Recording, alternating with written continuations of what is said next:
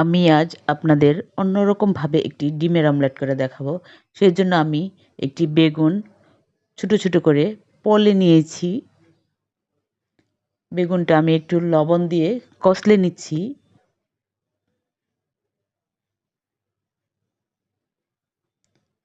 দিয়ে দিলাম পেঁয়াজ কুচি, দিয়ে দিলাম কাঁচামরিচ কুচি, ডিম দুটো ভেঙে নিচ্ছি, দিয়ে দিলাম ধনেপাতা। এগুলো সব মেখে নিচ্ছি।